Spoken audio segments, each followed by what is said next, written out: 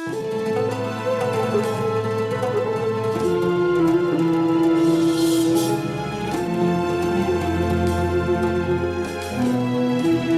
الله الرحمن الرحيم. الحمد لله رب العالمين، والصلاة والسلام على سيدنا وحبيبنا محمد وعلى آله وأصحابه أجمعين. خۆشەویستان و بەڕێزان بە دیدارتان شاد بووینەوە لە پرۆگرامی خۆشەویستیدا. لە تەوەرەی ئەم جارەدا لەژێر ڕۆشنایی پرسیاری بینەرێکی بەڕێزدا کە پرسیارەکەی وەکو خۆی دەخوێنمەوە تیشک دەخینە سەر بابەتی نوێژکردن و نوێژ نەکردن. ئەم بەڕێزە نووسیوێتی کەسێک نوێژ نەکات، کەسێک نوێژ نەکات، چ ژنەکە نوێژ نەکات یان پیاوەکە، ئایا کاتێ پێکەوە خەوتنیان ئایا کاتی پێکەوە خەوتنیان بە زینا حیسابە، یان کەسێک کە نوێژ نەکا ژنی لێ مارە دەکرێت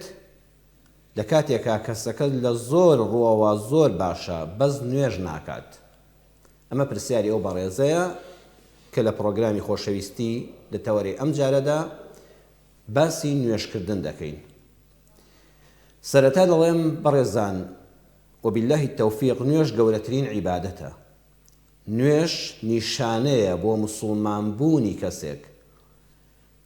لە شەریعەتی ئیسلامیدا نوێژ لەسەر کەسێک واجبە کە موسڵمان بێت. یەکەم شت کە ئینسان نوێژی لەسەر واجب دەبێت بریتیە لە موسڵمان بوون. زۆرم بەلاوە سەیرە کەسێک خۆی بە موسڵمان بزانێ، بڵێ من هاتوومە ناو بازنەی دینی ئیسلامەوە بەڵام نوێژ ناکەم. بەڕێزت ئەگەر خوا نەکردە خوا بمان پارێزێ کافری، واتە بڕوات بە ئیسلام نییە، هیچ پابەندێکت بە دینی ئیسلامەوە نییە، بڕوات بە ئاینەکە نییە، ئیتر داوای نوێژکردنت لێ ناکرێ. بەڵام ئیسلامەتی هەرەوە نیە تۆ شایەتمانت هێ نابێ پاشان هیچ پابەندیەکت نەبێ. هەر بە دەلیلی عەقڵی بەڕێزان کەسێک لە ڕێکخراوێکا کار دەکا، کەسێک لە حیزبێکا کار دەکا، هەر بوارە دنیایەکەی سیرکە، ئایا ڕێگەی پێدەدرێ بڵێ من ئەندامی ئەو ڕێکخراوەم، ئەندامی ئەو حیزبەم، بەڵام هیچ پابەندیەکم نییە بە پەیڕۆ و پرۆگرام و داواکاریەکانی ئەو حیزبە ئەو ڕێکخراوە لەسەرم؟ نەخێر، هەر بەوەی خۆی هەڵواستێ بڵێ دەبێ هەوێم هەبێ و ئەندامەم قبول ناکرێ لێ، کۆمەڵک ئەرکی دەخرێتە سەرشان. تەشبیه نەبێ لە بوارە قیامەتیەکەیەوە. دینی ئیسلامیش ئاوایە، دین مەبدەئە. کاتێک کە تۆ بڕیارت داوە بە ئارەزومەندی خۆت موسڵمان بی، ئەبێ بڕیاریش بدەی ئەوەی کە ئەو ئاینە کە کەلامی خوای پەروەردگار لە ڕێی قورئانەوە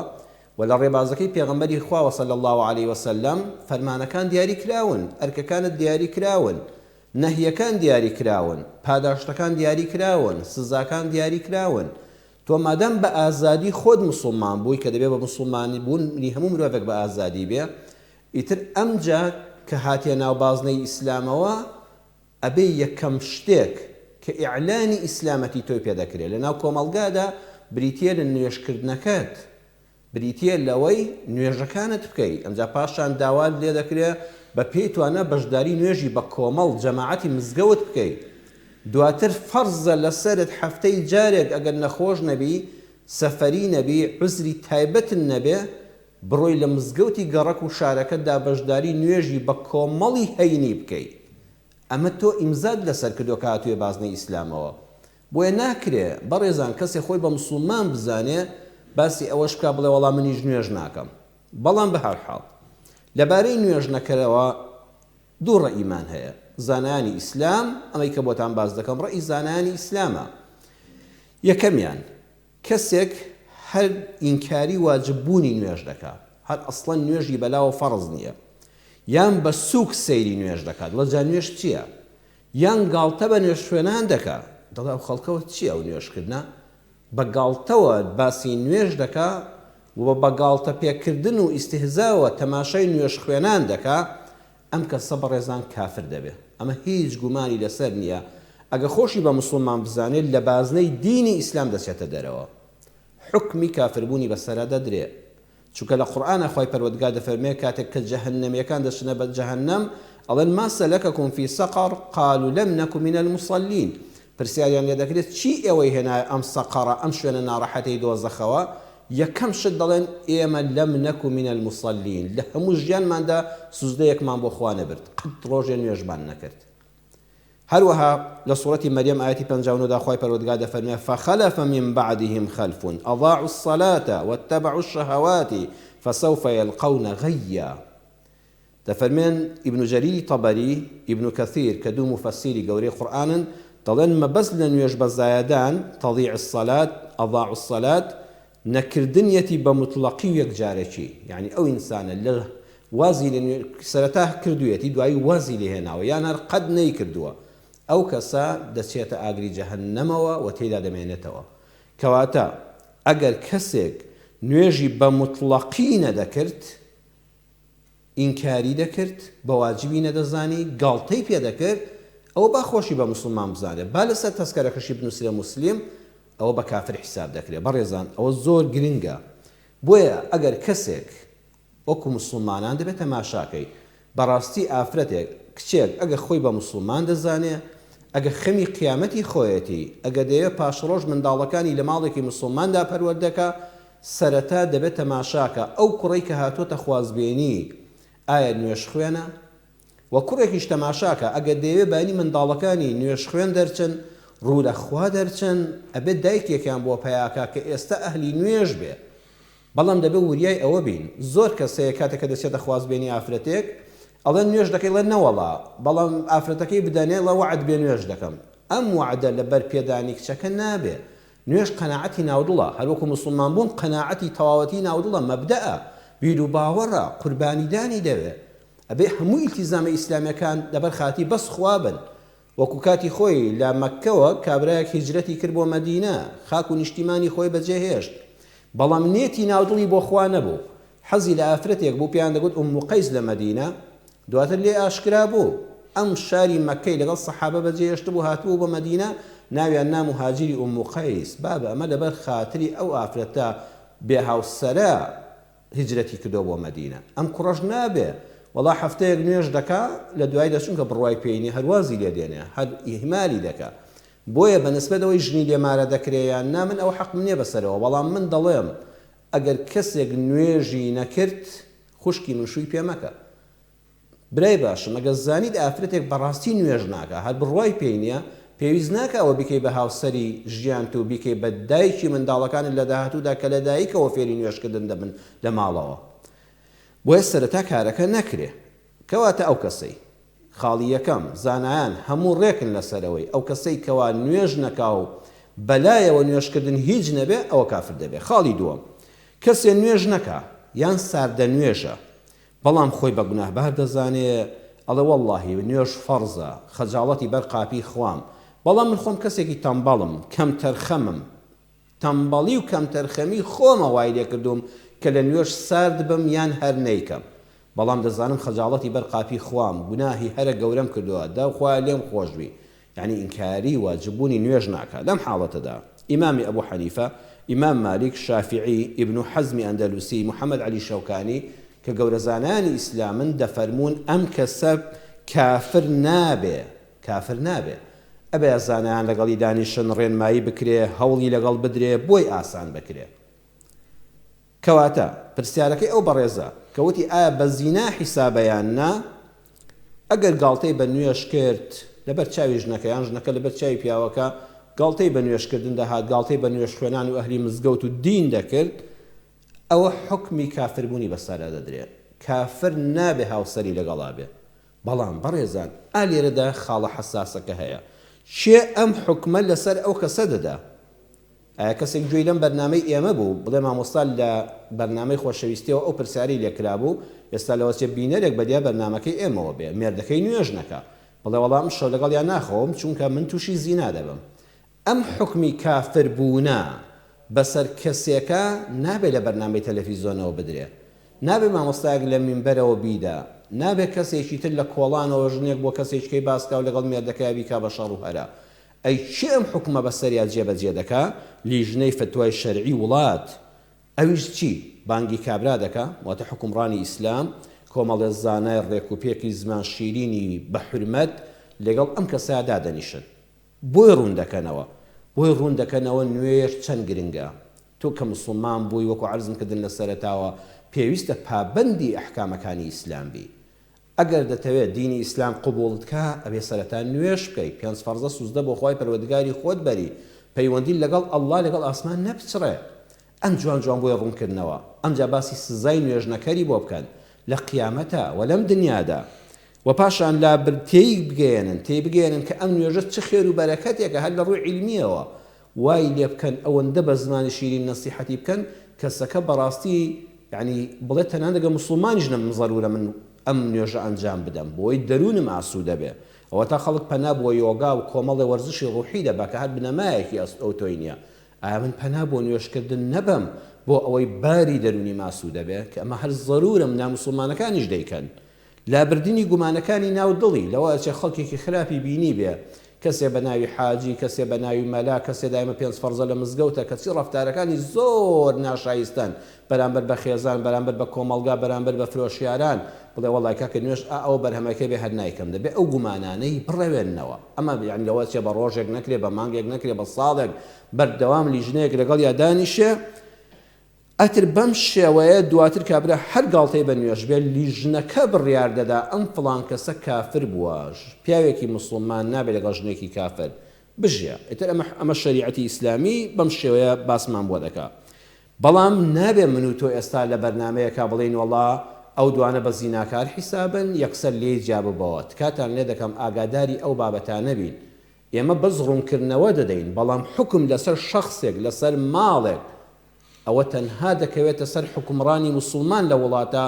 لە ڕێی مامۆستایانی پایەبەرزی ئاینیەوە ئەم خێزانە شکوای حاڵی خۆی دەکات لە دەست هاوسەری ئەوانیش پاشی ئەو هەموو ڕێنمایی و ڕوونکردنەوە و تێگەیاندنە لەوە ئەچێک هەبرێتەوە ببکە و خێزانەکە لەسەر خواپەرستی بنیاد بندرێتەوە نەک هەر کەسێک نوێژی نەکرد ئێمە یەکسە بڵین بڕۆ خۆت بە تەڵاقداندا لێی جیابەوە لەگەڵ یان مەخەوە ئەو کاتە ئاژاوی ناو خێزانەکان زیاتر دەبێت لە شێخ محەممەد غەزالی زانەی پایەبەرزی ئیسلامیان پرسی حکمی نوێژنەکرد چییە؟ ئەوە بەرنمەیەکی تەلەڤیزۆنی بوو لیان پرسی جەنابی شێخی غەزالی حکمی نوێژنەکرد چییە؟ فەرمووی حکمی ئەوەیە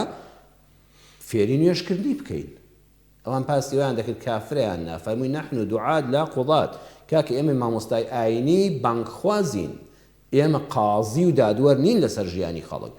حکمی نوێژنەکرد لای مامۆستای ئاینی نوێژنەکرد ئەوەیە فێری نوێژی بکەم بۆی ڕوون بکەمەوە شیرینی بکەم لە لای بەڵام چێ حکمی کافربوون یان نەبوونی دەدا ئەوە دادوەری شەرعی حکمڕانی مسلمانان ئەگەر هەبوو ئەویش دوای چەندین دانیشتن و کۆڕ و کۆبوونەوە بە زمانی شیرین و عەقڵ و حکمت و منطق و وحی خوای پەروەردگار و سونە و ڕێبازی پێغەمبەر صلی الله علیه وسلم ئەمجا حکم دەدا بەڵام ئەوەش بڵێن ئەوە تا لە قورئانی پیرۆز و پڕبەرەکەتدا کە قورئان سەرچاوە ئەساسیەکەیە باسی دوو پێغەمبەری خوامان بۆ دەکات نوح و لوط خێزانەکانیان کانەتا تحت عبدین من عبادنا صالحین فخانتاهما ژنی نوح کافر بوو ژنی لوط پێغەمبەر سەلامی خوایان لەسەر بێ کافر بوو ئێخۆ قابلت لەو ساڵانەی ئەمان پێغەمبەری پایەبەرزی خوان و ئەو ژنانە کافرن واتە کافرن ئەسڵان نوێژ ناکەن و بڕوایان بە بنەماکانی ئاین نییە تۆ بڵێ لەگەڵیانە نەخەوتە منی خۆ مناڵیان لێیان بووە بەڵام حتا ڕۆژی لە ناوچوونی تۆفانەکەی نوح و بەرباران و هەڵگەڕانەوەی خاک بەسەر قەومەکەی لووتە ئەم پێغەمبەرانە لە ژنەکانیان جیا نەبوونەوە کەواتە دەتوانین لە حکمی ئاینی لە قورئانی پیرۆزەوە لەو نمونەیە وەری بگری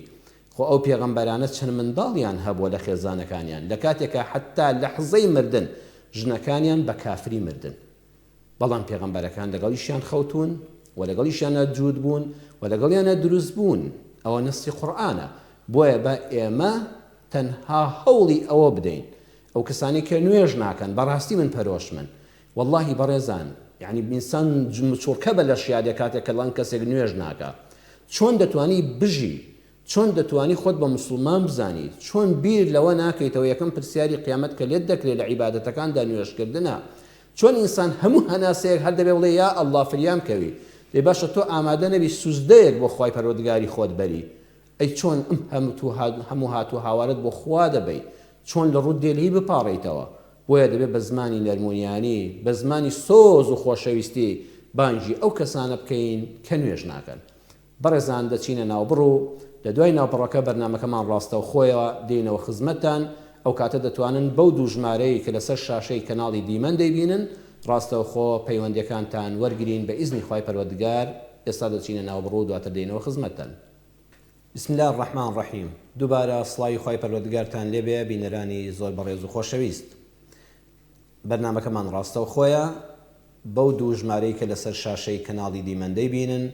بەویست و ڕەحمەتی خوای پەروەردگار دەتوانن پەیوەندیەکان بکەن و پرسیارەکانتان بکەن. ئەگەر لە زانستی ئێمەدا بوو ئینشاءڵڵا تیشکێکی باشی دەخینە سەر. ئێستا پەیوەندی یەکەممان لەگەڵدایە. خوشکە چنار فەرموو دادە چنار. بەڵێ فەرموو. خاتو چنار فەرموو.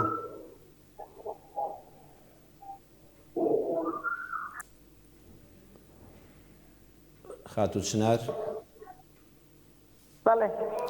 فەرموو خاتو چنار. ئێمە گوێبیستی بەڕێستین. ئالو بەڵێ خاتو چنار فەرموو.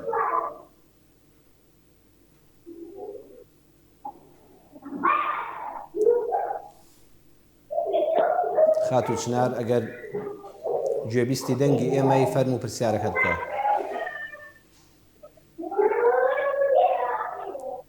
ئالو بەڵێ خاتو چنار ئێمە گوێبیستی دەنگی جەنابتین فەرموو.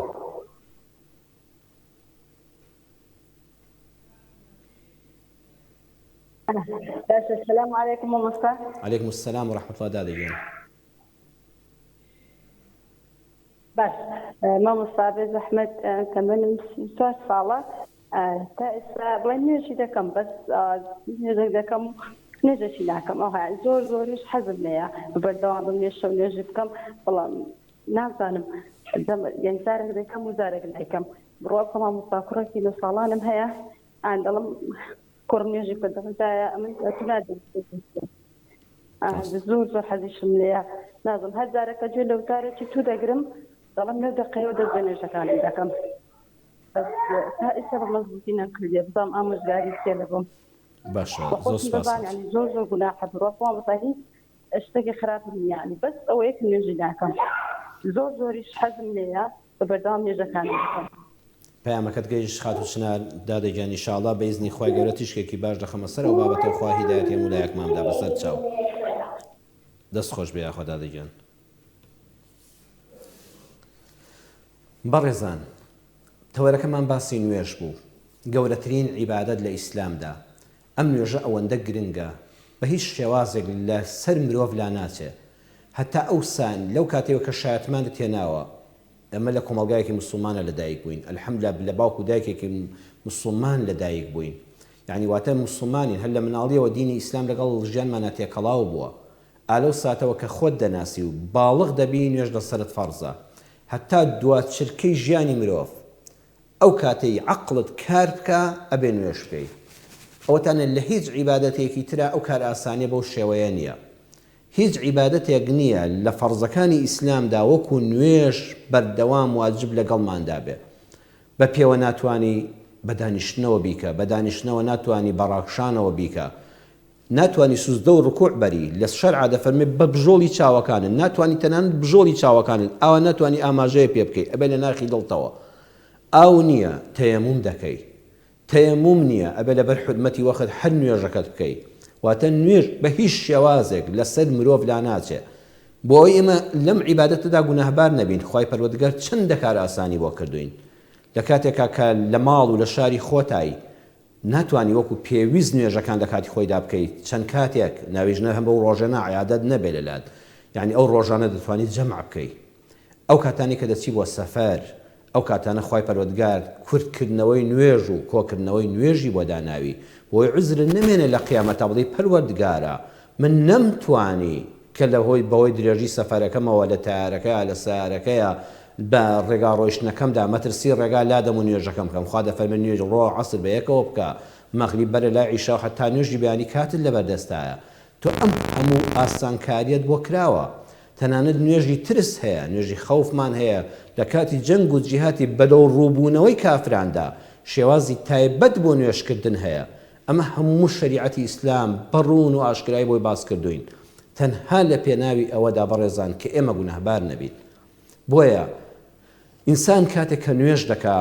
هەست بە ئارامی دەرونی دەکا، هەست بە مرتاحێکی زۆر گەورە دەکا. بەڵام وەڵڵاهی ئەو کەسانی کە نوێژ ناکەن ڕۆژگارێک پەشیمان دەبنەوە کە بەداخەوە بەشێکی گەورەی تەمەنیان ڕۆیشتووە. چەند سەربەرزیە ئینسان لەم ژیانی دنیادا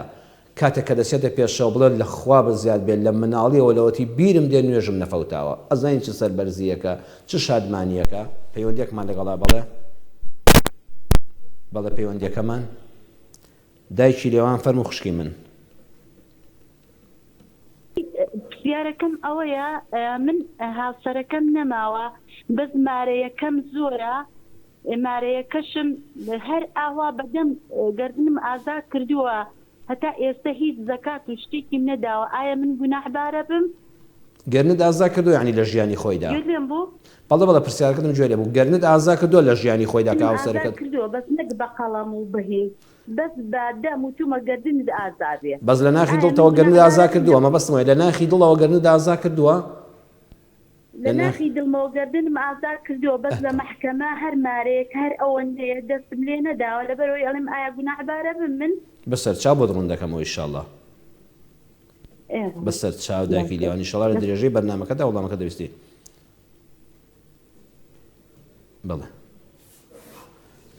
بەڵێ بەڕێزان عەرزم کردن چەند سەربەرزیە چەند مای دڵخۆشیە کاتێک کە ئینسان دەبینێ لە مناڵیەوە لەسەر بەرماڵ بووە دواتر ئەهلی مزگەوت و جومعە و جەماعەت بووە تەمەن زوو تێدەپەڕێ تەمەنی گەنجێتی زوو تێدەپەڕێ بە تایبەتی گەنجی ئەم سەردەمە ئەلحەمدولیلا کار ئاسانیەکانی زۆر لەبەردەستان پاک و پوختیەک ئاوی گەرم شوێنی نوێشکردنی ڕێک و پێک ئەم مزگەوتانی ئێستا بەڕاستی هەمووی دڵی چراخانە هەر دەچیتە ژوورەوە دڵت دەکرێتەوە تخوا حیڤنیە لەم زروف و زەمان و پاک و خاوێنەدا مرۆڤ ئەهلی نوێشکردن نەبێ پەیوەندێکمان لەگەڵایە بەڵێ دایکی ئامینە فەرموو خوشکی من دایکی ئامینە فەرموو بەڵێ براکەم فەرموو خوشکی من برا بەڕێزەکەم بۆ مامۆستایەوە نییە بەڵێ فەرموو گوێ بیستین بەڵێ باشە دەست خۆش بێت پرسیاری یەکەمم بەڵێ فەرموو دایکی ئامینە مامۆستاگیان سەلام عەلەیکوم عەلەیکوم السەلام و ڕەحمەت الله دادەگیان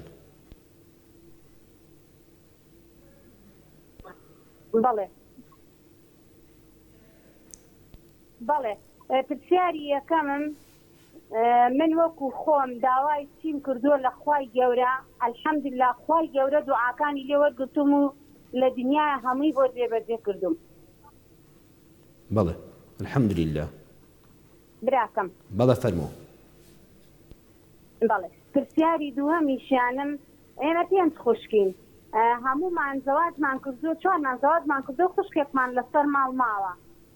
ئەو خوشکەی سەر ماڵم زۆر نەگونجاوە لەگەڵمانە یعنی کە ئەڕۆینەوە بۆ میوانی هیچ گرنگیەکمان پێ نادا هیچ خۆشەویستێکی نییە بۆمان یعنی تەنانەت وامان لێ هاتووە کە سەردانی دایک و باوکیشمان نەکەین لەبەر ئەو خوشکەمان ئایا ئێمە تاوانبارە بین بەسەر چاو بەڵێ پەیامەکەت گەیشت پرسیاری سێمیشم عەفو براکەم پرسیاری سێمیشم ئەلحەمدولیلا من مناڵەکانم دایمەن بە زیکر و یادی خوای گەورە فێر کردووە تەنانەت مناڵی بچوو 3 ساڵ و 4 ساڵم هەیە کە ئەڵێم کێ ئەوێ کۆشکێ لە کۆشتەکانی بەهەز وەرگرێ با بۆ خۆی ئەو زیکرانە بکە سبحان الله الحەمدولیلا ئەمانم ئایا مامۆستا لەم کاتەیە من هیچ ئەجر و پاداشتێکم بۆ ئەنووسرێت بەڵێ تەواو بەڵێ برا بەڕێزەکان مەمنونم دەستە خۆش بێ دایکی ئامینە خوشکی بەڕێزم دەستەکانت خۆش بێ و پرسیارە جوانەکانت خوای گەورە ئاگای لە تۆش بێ بەڵێ بەڕێزان نوێژ بەرەکەتی ماڵە وەڵی هەر ماڵێک بەیانیان پیاوی ماڵەکە ژنی ماڵەکە منداڵەکان هەستن نوێژی بەیانی بکەن بڕواتان هەبێ بەرەکەتی خوای پەروەردگار بەسەر ئەو ماڵەدا دەبارێ ئەو بەیانی کە هەڵدەستی نوێژ دەکەی ئێستا کەسانێک کە نوێژی بەیانی ناکەن زۆریان بەلاوە سەیرە مسلمانانێک هەموو تەمەنیان بەیانیان زوو هەڵدەستن بەس تۆ بەیانێک تاقیبکەوە نوێژ مەکە هەڵمەستە بۆ نوێژ ئەو ڕۆژانش کە نوێژت کردووە بەزانی چەند دوو ڕۆژی جیاواز لە بەردەمتایە ڕۆژێک کە لەسەر بەرماڵ بووی لە مزگەوت بووی لە نوێژی بەیانی یان لە ماڵەوە نوێژەکەت کردووە چەند هەز بە مرتاحی و دەروون فراوانی دەکەی ئەو ڕۆژەش کە بەیانی هەڵمەستە بۆ نوێژ و تەمەڵی تیا بکە و خەوەکەت بەلاوە خۆشتر بێ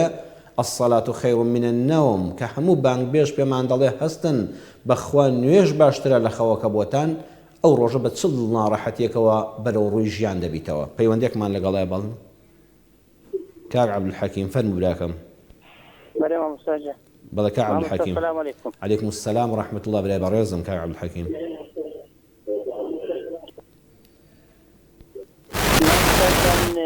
من الحمد لله بخوم وبخيزانم أهلي نيجي طاعتي.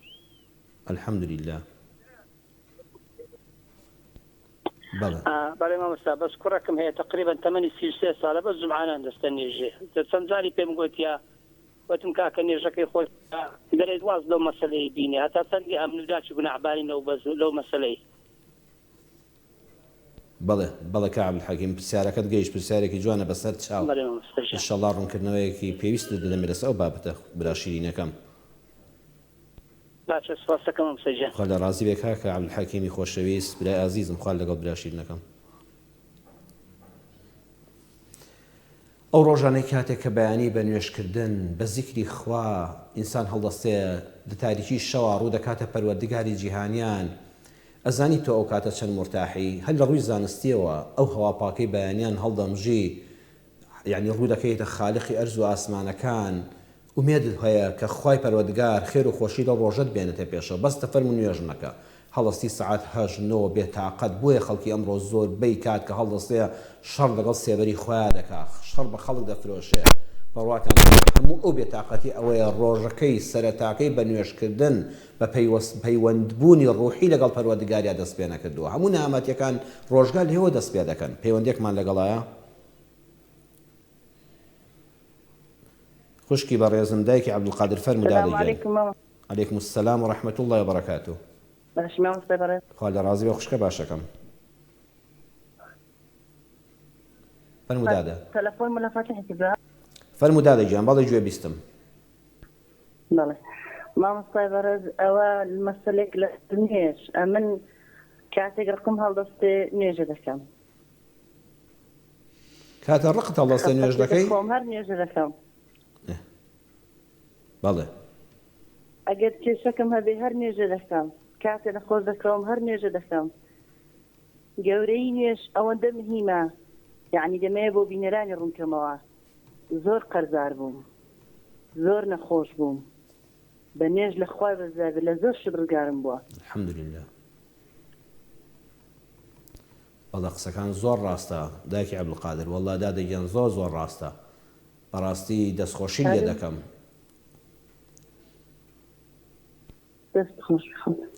پەیامەکەت گەیشت ئینشاءڵڵا بینەرانی بەڕێزیش هەموومان سوودمەند دەبین دا قسەکانی دایکی عەبدولقادر ئینشاءڵڵا قسەشی لەسەر دەکەم خوا لە ڕازی بێ خوا دادەگەن. بەڵێ بەڕێزان بەیانیەک کاتێک کە هەڵدەستی نوێژ دەکەی کاتێک کە ڕوو لە خوای پەروەردگارت دەکەی نوێژ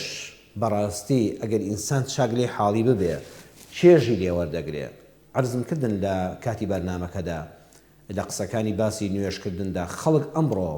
پەنا بۆ کۆمەڵشتی خۆرافیات دەبا من حەق نییە بەسەرەوە ئەمە ڕاستە ڕاز نییە بەلای خۆمەوە من دینی ئیسلامم هەیە خەڵک دەچێت یۆگا دەکا و ئێتر خۆی خەواڵوایی دەکا و دەچێتە جیهانێکی خەیاڵیەوە ئەمە چییە وەڵڵا تۆزێ لە مەینەتەکانی دنیا ڕزگارم بێ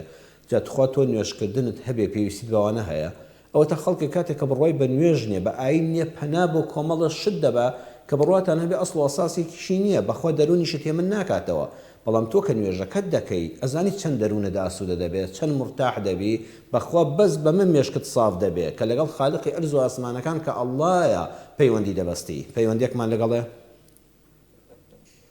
دو پەیوەندیمان باوکی یوسرایە فەرموو برا باشەکەم باوکی یوسرا فەرموو. عەلەیکم السلام ورحمة الله برای عزیزم. سڵاوی خوا لێبێ برای بەڕێزم باوکی یوسرا. بەڕێز قوربان بەڕێزی مامۆستاگیان بەڵام مامۆستاگیان بڵێن عەرزێکی خانووان هەیە بڵێن چەند ساڵە دامان ناوە بڵێن زەکات وشتی لێکەوێت بڵێن بۆچیتان داناوە بەتەمای بیکەی بە خانوو بەتەمای بیکەی بیفرۆشی بۆ مامەڵەدان ناوە عەرزی خانووە ئیتر بڵێن چەندێکە دامان ناوە ئیتر بۆ بڵێن بۆ فرۆشن دام نەناوە بڵێن هەردام ناوە یعنی بەتەمانی بیکڕی و بیفرۆشی مامەڵەی پێوە بکەی وەڵاهی ویستی ئەوە نییە جارێنە وەڵا لەبەر زەکاتەکەی ئیشەڵا بۆ دڕوون دەکەمەوە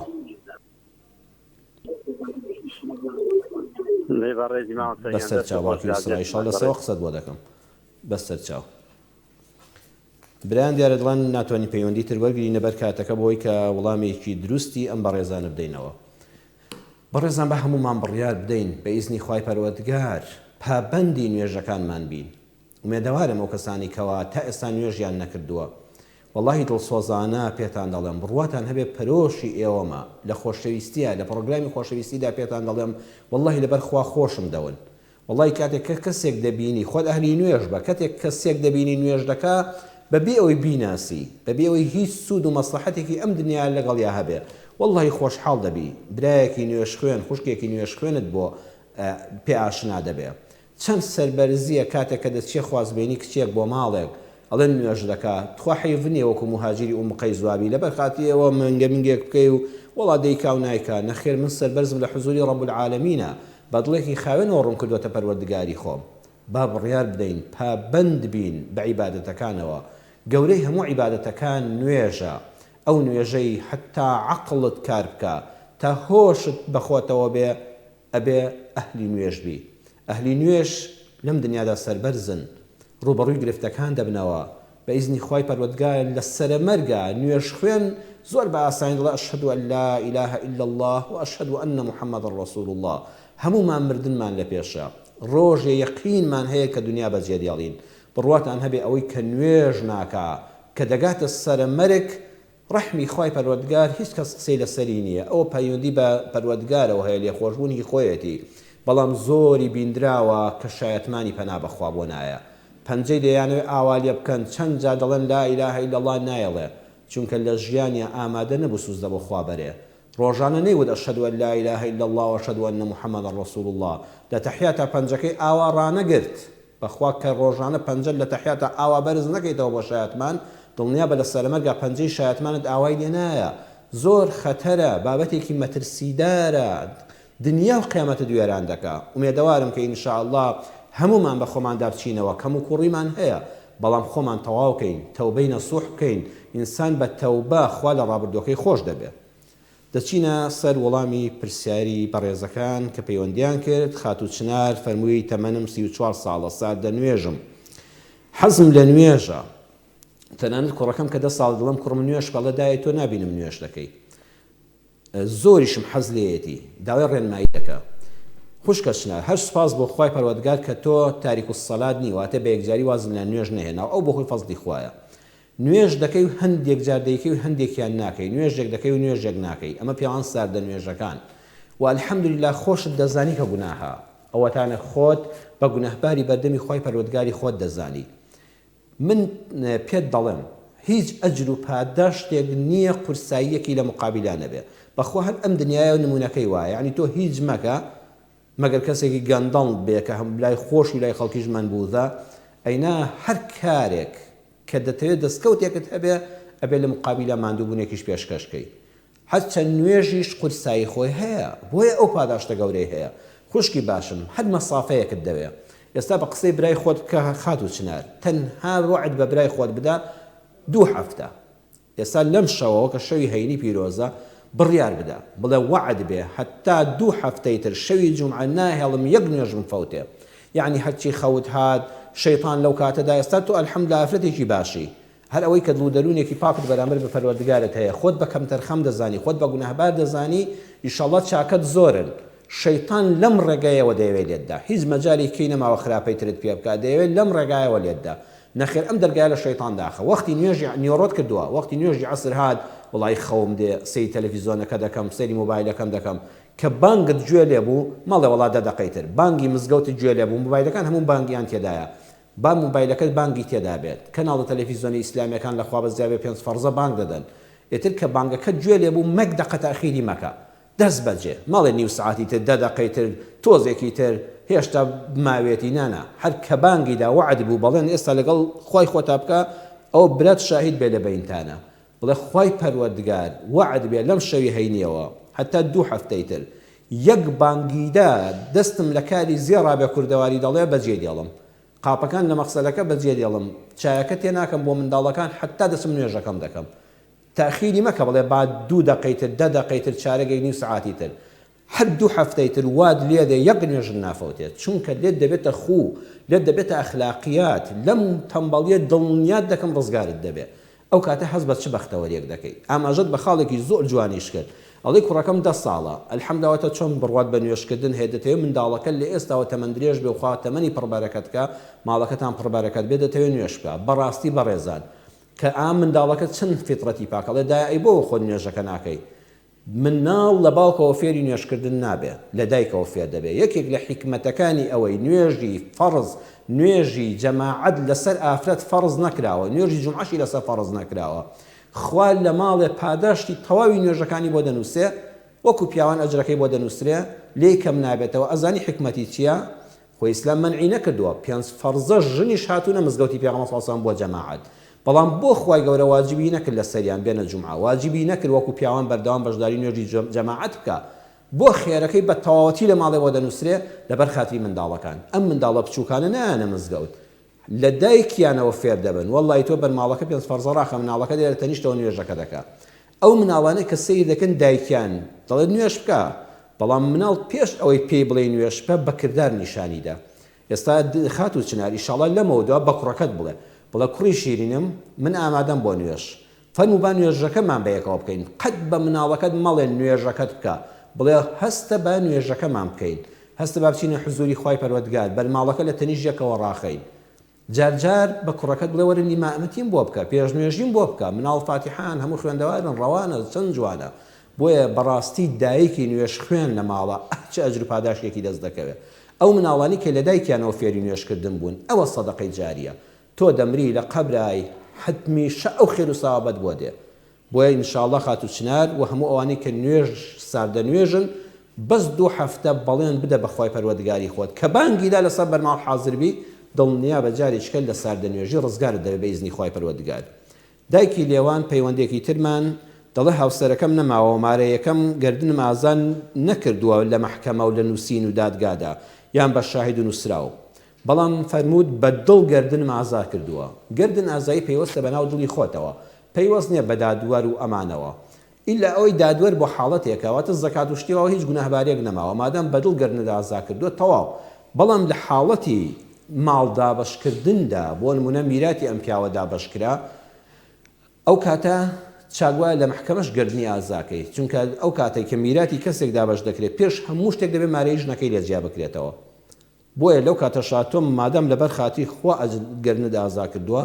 ئەو بابەتی زەکاتەوانە کۆتایی پێ هاتۆ مێردەکەش هیچ گوناهبار نابێت بەڵام دایکی لێوان تۆش ئەجرێکی گەورەت گەیشتوتێ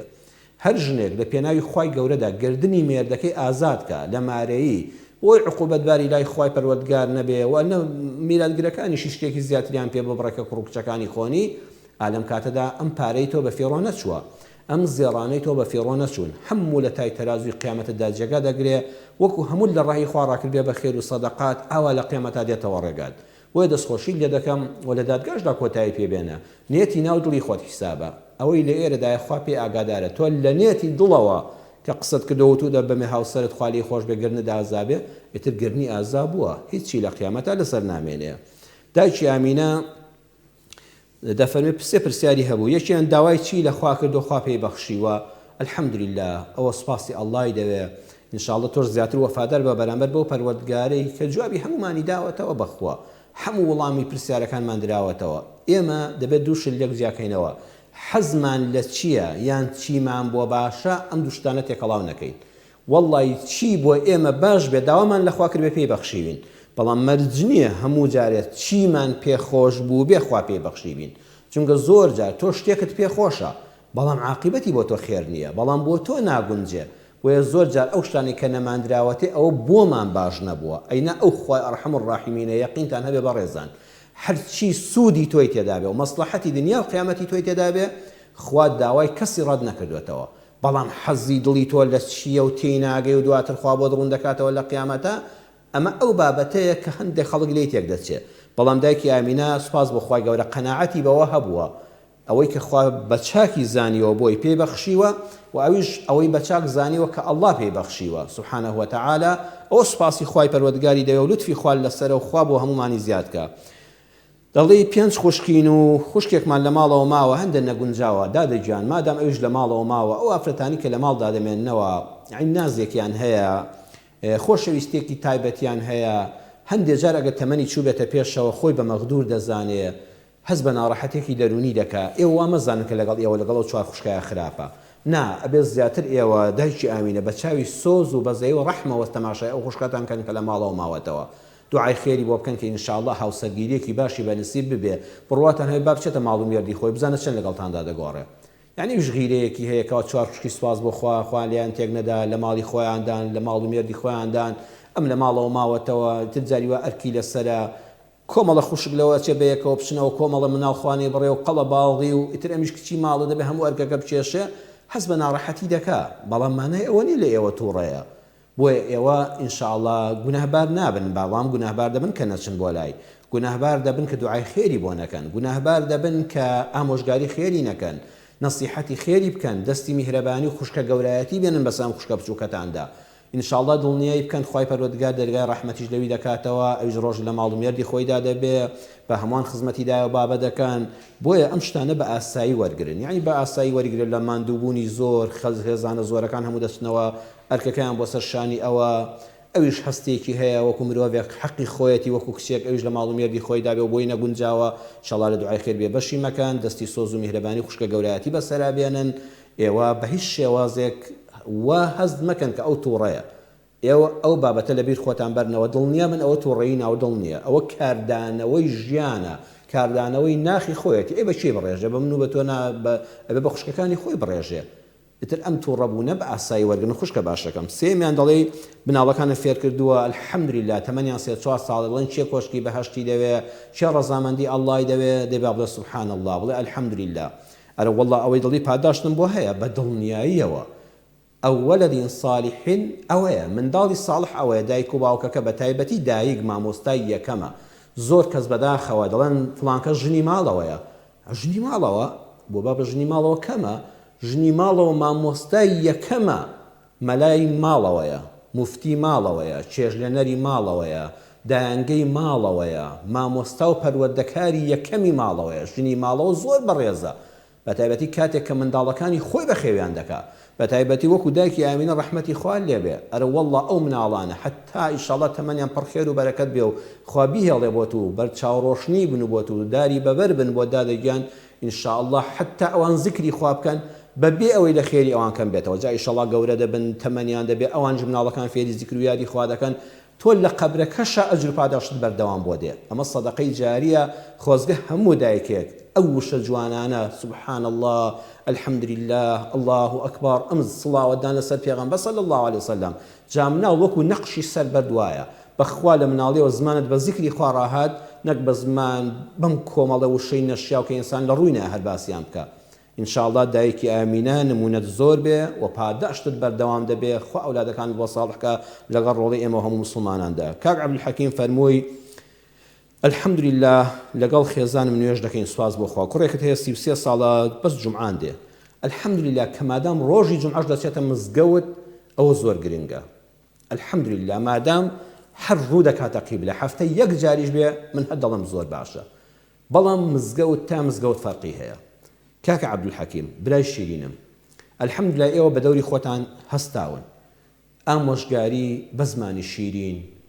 بە نسح و نەسیحەت نەک فەضیحەت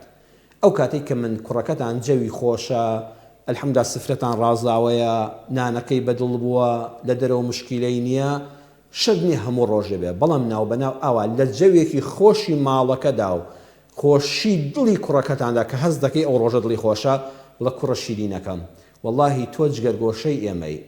ئێستا الحەمدولله تەمەنت چۆتە پێشەوە بەڵام هەر ئێمە وەکو مناڵێک بۆ دایک و باوکەر مناڵی خۆشەویستترین کەسی ئەم سەرزەوێ بۆ ئێمە تۆی واللهی بەختەوەری تۆمان دەوێ بەختەوەریش لەوەدا دەبینم تۆ کوڕێکی زۆر باشی وەسفی چاکەکانی بکە ئەم چاکە و ئەو چاکە و ئەو چاکە و ئەوەت هەیە الحەمدولله بەڵام یەک گلەی بچووکەوە لەم هەیە ئەویش لە خۆشەویستی تۆدایە خۆزگە نوێژەکانت دەکرد خڕم بێ پێت بڵێت و بابە ئەوەندەی لەسەری مەڵێ بڵێ کوڕی شیرنم ئەگە خوا نەخواستە ئاگرێک لەوێ بێت دەبێت 100 جار هاوار بکەم نەکەی کوڕم نەکەی ئاگرە کارەبایە دەستی لێ نەدەی ئێمە ئاگری دۆزەخمان لە پێشە ئێمە سەرمەرگمان لە پێشە ئێمە قیامەتێکی نەبڕاوەمان لە پێشە بۆیە لە تاوانە ئەبێ 100 جار هاوار بکەم کوڕم نەکەی کوڕم لە نوێژدا نەبڕی کوڕم لە قیبلەدا نەبڕی سوپاس بۆ خوا تۆ جومعە دەکەی عەرزم کردن مزگەوتەکان فەرق دەکەن مزگەوت هەیە بەخوا بەس خوتبە لە کۆڵ دەکاتەوە 10 دقائقێکە و نە مامۆستا زانیوێتی دەڵێت چی بەخوا نە نوێژ خوێنانیش مەگەم کابرا دڵێت بەخوا مزگەوتەکە وتارەکەی باش بوو چی بوو وەڵام نەمزانی باسی چی کرد بەڵام بە هەر 5 دقەمان پێ چواتینە دەرێ نە مزگەوت وتاری جومعە دەرسی هەفتانەیە ئەگەر بیبە بۆ مزگەوتێک لەگەڵ خۆتا کە دەرسی هەفتانەی تێدا بخوێندرێ کە وتاری منهەجی تێدا بوترێتەوە کە دڵی ئینسان ڕاستڵەکەنێ بەرامبەر بەخوای پەروەردگار والله وتارمان هەیە کە گوێی لێ دەگری ئینسان دەڵە بەر دەبێ بە ئاو وتاری شەی مامۆستا ئەو قافیانە لەکۆڵ خۆی دەکاتەوە بە 5 دقە 7 دقە 10 دقە خەڵک لە دەری مزگەوتە وەڵا هەرەوەیە چوونە مزگەوت ئەنا لە دەرێ لە خەڵکی پرسەڵان وڵای وتارەکەی بۆی باش مامۆستا کورد بوو چونکە کابرا تااقەتی نێدانیشێ تۆ بە دوی وتاری منهەجیدا بگەڕێ وتارێک کە دڵت بجۆشێنێ جاجا فرمێسک بە چاوتا بێنێتە خوارێ ئەم کوڕە لەو بڕوادام هاتوچۆی ئەو مزگەوتانە بکە ئیتر بەردەوام اینجا خۆشەویستی مامۆستایەکی برادری مامۆستایەکی ئاینی بێتە دۆست و برادری بە ئیزنی خوای گەورە زۆر فەرق دەکات ئەگە خوا نەخواستە حتا مردن هەر بەردەوام بوو لە نوێژ نەکردن کاکە تۆ دایکی هیچ گوناهتان ناگاتێ کە عەبدولحەکیم هیچ گوناهتان ناگاتێ هیدایەت بەس بەدەستی ئەڵڵایە بەڵام تۆ بە هەموو ئامۆژگاریەکان و خەم خواردنەکانت خوا پاداشت بۆ دەنووسێ یا ڕەبی خوا هیدایەتی ئەو برایەمامدا دایکی عەبدولقادر دەڵێ ڕقم هەڵدەسێ نوێژ دەکەم نەخۆش دەبم نوێژ دەکەم قەرزار بووم هەر نوێژم کردو خوا دەرگای لێ کردومەوە ئەوە دایکی عەبدولقادر دەستەکانت خۆش بێ ئەوە قسەی پێغەمبەر صلی الله علیه وسلم كان إذا حزبه أمر صلى پێغەمبەر صلی الله علیه وسلم هەر وەختێ دڵتەنگیەک ڕووی تێ بکردایە خەمی ئەم ئاینە خەمی ماڵ و منداڵ خەمی شەهیدانی ئیسلام خەمی جیهاد و جەنگی مسلمانان خەمی هاوڵان خەمی هەژاران خەمی ئەو هەموو گەنجە ئەو هەموو خوشک و کچە پێغەمبەر صلی الله علیه وسلم خەمی ئەم ئومەتەی لەسەر شان بوو کاتێک کە خەمەکان کۆ دەبوونەوە وەکو مرۆڤێک یەکسەر پەنای بۆ نوێژکردن دەبرد ئەوە دەستوری پێغەمبەر صلی الله علیه وسلم دایکی عەبدولقادر دەستەکانت خۆش بێ بەڕاستی ئێمەش دەبێ هەموو وابین ئەو کاتەی کە تووڕە بووین ئەو کاتەی کە پەست بووین ئەو کاتەی خەمبار بووین کە دنیا لەبەر چاومان تاریک بوو کە قەرزار بووین محتاج بووین دەرگای نوێژ سەلا پێغەمبەر صلی الله علیه وسلم پەنای بۆ نوێژکردن دەبرد یەکسەر دڵ و دەرونی ئاسوودە دەبوو ئەریحنا بها یا بیلال ئەی بیلال هەستە بە بانگەت خۆشەکەت بە بانگ و قامەتە خۆشەکە دەروونمان ئاسوودەکە دەروونمان ئاسوودەکە باش شادمان بین بە نوێژکردن باوکی یوسرا دوا پەیوەندیمان بوو فەرمووی عەرزێکم هەیە بۆ خانوو دامان ناوەوە عەرزی مامەڵە و کڕین و فرۆشتن و تیجاری نییە ئەرزی خانووەتە شوێنێکی تیجاری و بازرگانی نییە بەڕێزم مادام بە تەمای کڕین و فرۆشتنی ئەم ئەرزە زەکاتی لەسەر نییە هەتا ئەو کاتەی دەیفرۆشی بۆ نمونە 10 ساڵە ئەم عەرزەت داناوە 5 ساڵە 10 ساڵی تر دەمێنێتەوە ئەم زەوێ هیچ بەرهەمێکی نەداوە بە تۆ و بۆ مامەڵە و کڕین و فرۆشتنیش دان نەناوە ئەلەم حاڵەتانەدا باوکی یوسرا زەکاتەکە گوناهبار نابی هەموو ساڵە زەکاتی لێ نەدەی بۆ نمونە بای 4 دەفتەر دۆلارە تۆ هەموو ساڵی پێویست ناکە زەکاتی لێ بدەی یەک جار کە فرۆشتت بەڵام مادام ئەلحەمدولillah 10 ساڵە ئەم عەرزە دانراوە ئەبێتە 15 ساڵە بێتە 20 ساڵ ئەم زەویە لە شوێنی خۆیەتی ئەو ڕۆژەی کە فرۆشتت پارەکە بەمەوە ماڵەوە وەک شوکرانە بژێری خوا بۆ پابوونەوەی ئەو ماوەیە کە ئەم پارەیە لە شوێنەکان نووسۆ وەکو دانراوە بووە بە ئیزنی خوای پەروەردگار لە هەر دەفتەرێکە دوو وەرەقە و نیوی لێ دەرکە جا بە 2 دەفتەردا بە 10 دەفتەردا بە هەر چەندێک بوو ئەو ڕۆژەی کە فرۆشتت یەک جار زەکاتی لێ بدە یەک جار نەگی هەموو ساڵەکان لە دەفتەرێکە دوو وەرەقە و نیوی لێ دەرکە ماڵەکەت پاک دەبێتەوە و ئینشاءالله خۆش بەرەکە دەخاتە ئەو پارەیە واگە کردیشت بە خانوو داهات بۆ خۆت بۆ منداڵەکانت کرا بە خانوو شوێنی نیشتە جێبوونی خۆت ئیترەوە هیچی لەسەر نێو هیچ گوناهباری لای خوا نابی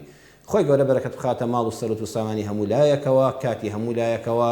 پابند بین بە نوێژ و عیبادەتەکانمانەوە خوای ئەو تاعات و عیبادەتەش کە دەیکەین بەو هەموو کەم و کوڕیەوە یا ڕەبی خوا بۆ خۆت بۆمان پڕکەیتەوە لێمان قبوڵکەی ماڵی هەموو مسلمانان پڕخێر و بەرەکەت و دینداری و خواناسیکەی کە هەر ئەومان بۆ دەمێنێتەوە لە دنیا و قیامەتە ومێدی بەختەوەریتان بۆ دەخوازم بینەرانی بەڕێز سوپاس بۆ پەیوەندیەکانتان بۆ پرسیارەکانتان دەست و چاوی برایانی بەشی کۆنتڕۆڵ و پەیوەندیەکان و ڕووناچی و ئەم بەرنامەیە کە پێمانەوە ماندوو بوون خوا پاداشتی ئەوانیش بداتەوە هەتا بەرنامەی داهاتوو بەخوای پەروەردگارتان دەسپێرم وەسەلام عەلەیکم وەڕەحمەت الله وبەڕەکاتوه